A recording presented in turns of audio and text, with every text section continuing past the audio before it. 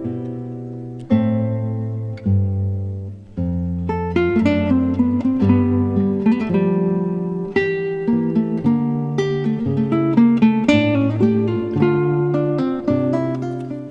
I'm Reverend Jake Zabe, and welcome to Children's Bible Stories.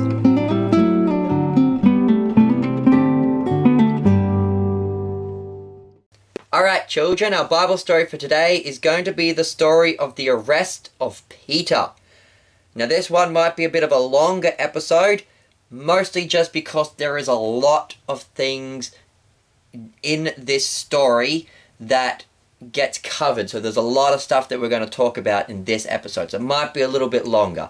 But here today to help me is my acolyte helper, Heinrich. Hello.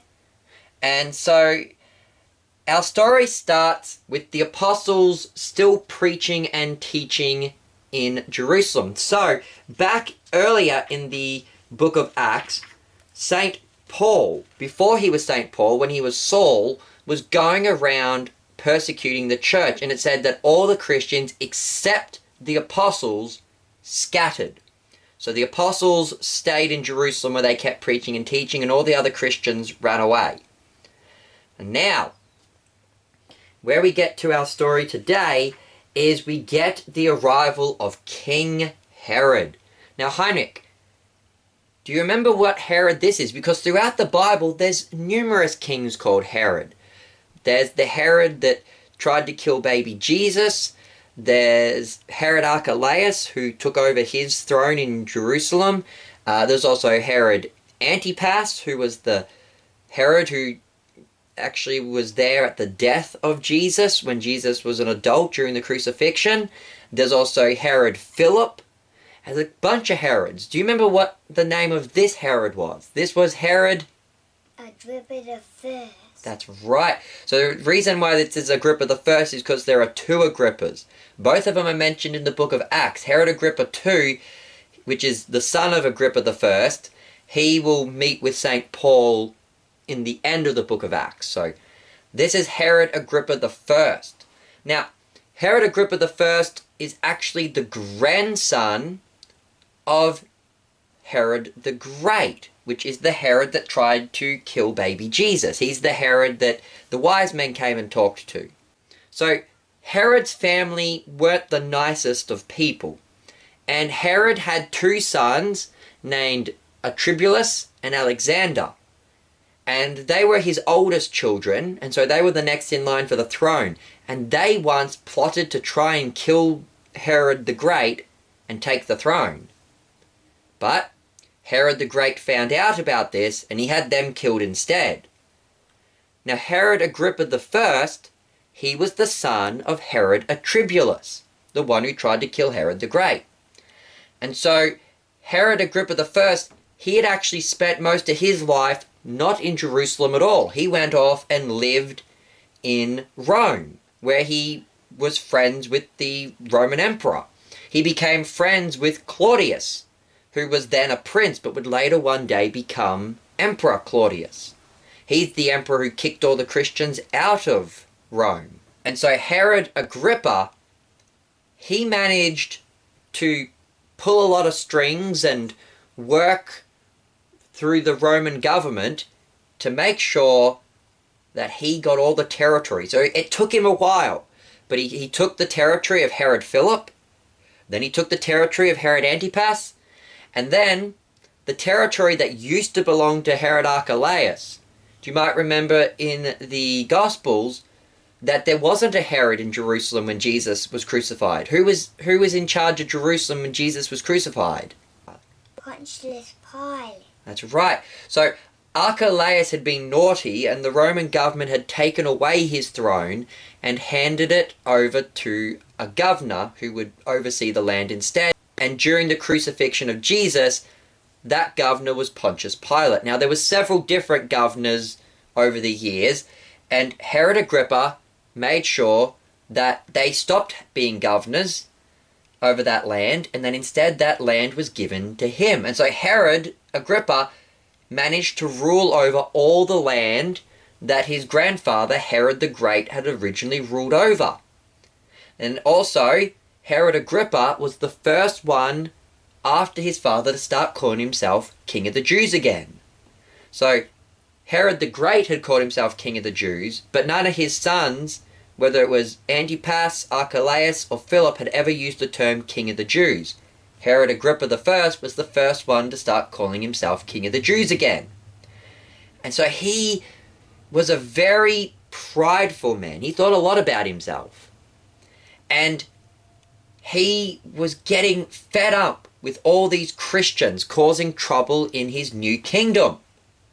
And so one day when the apostles were preaching, he attacked them and he took James, the brother of John, the son of Zebedee, so James the Great, and had him executed with the sword. They killed him.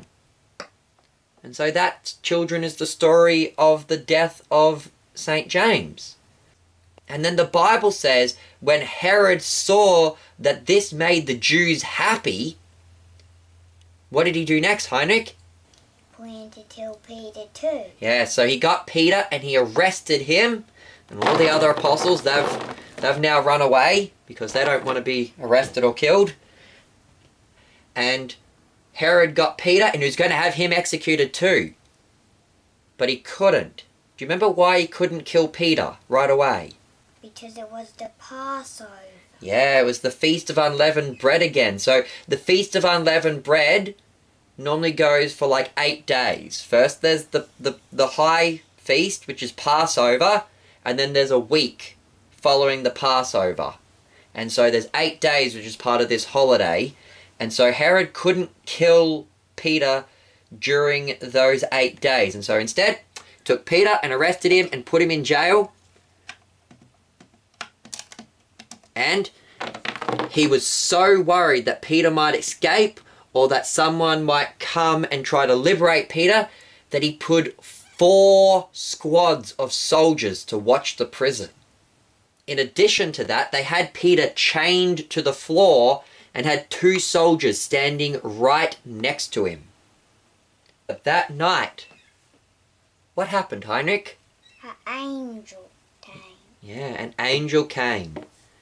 And he walked past the squad of soldiers, just casually. And he walked past into the prison, opened up the prison gate. And the 2 soldiers, they were like fast asleep now because the angel put them to sleep.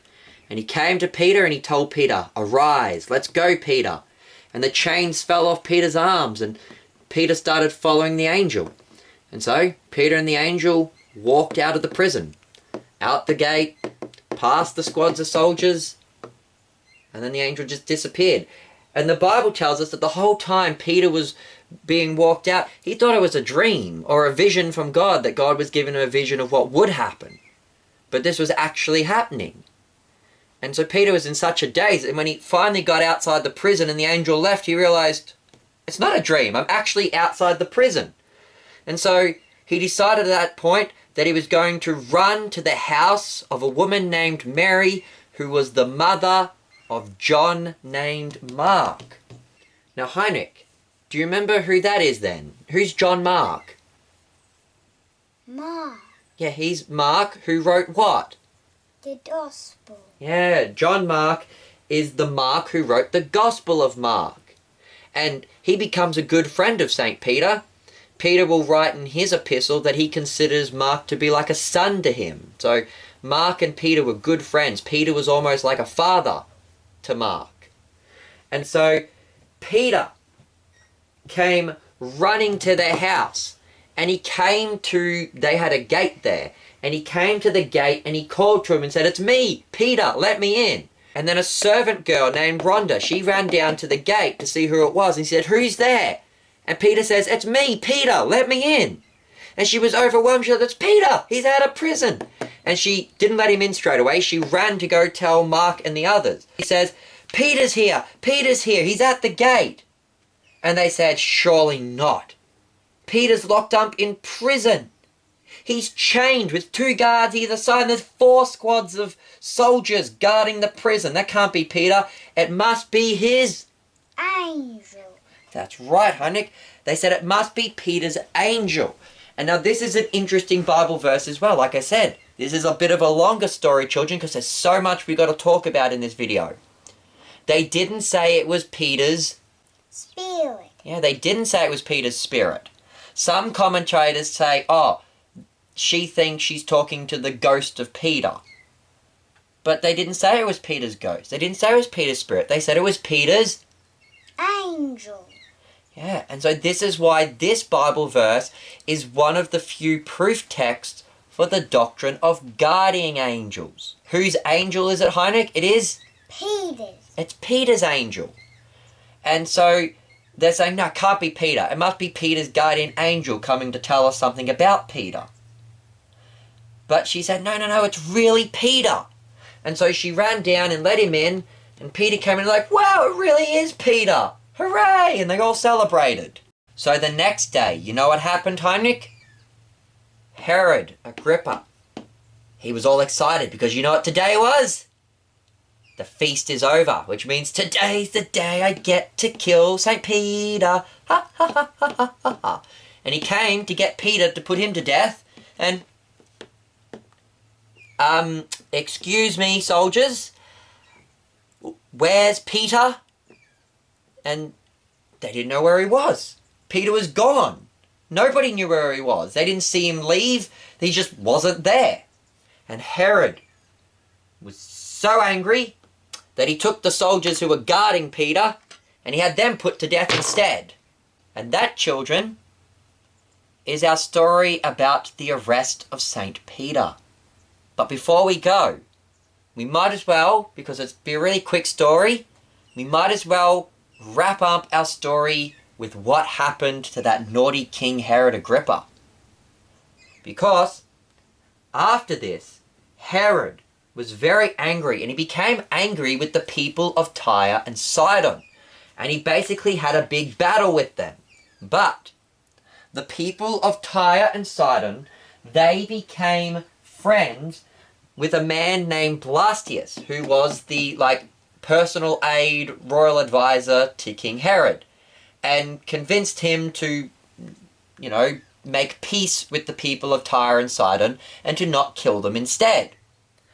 And so Herod came to speak to the people of Tyre and Sidon to declare peace. And he came out, and as he began to give his proclamation of peace, the people were so impressed, and they shouted, "The voice of a god and not of a man." And Herod, what did he do? Did he say, no, I'm just a man, I'm not God? Did he humble himself, Heinrich? No.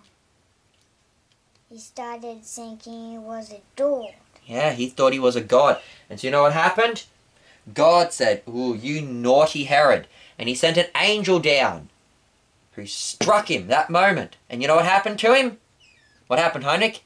Got bad worms and died. That's it.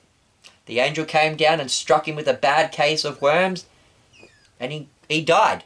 And that's the end of naughty Herod Agrippa I. And then his son Herod Agrippa II would now take the throne and rule in his place. But that's the end of the story of Herod Agrippa I.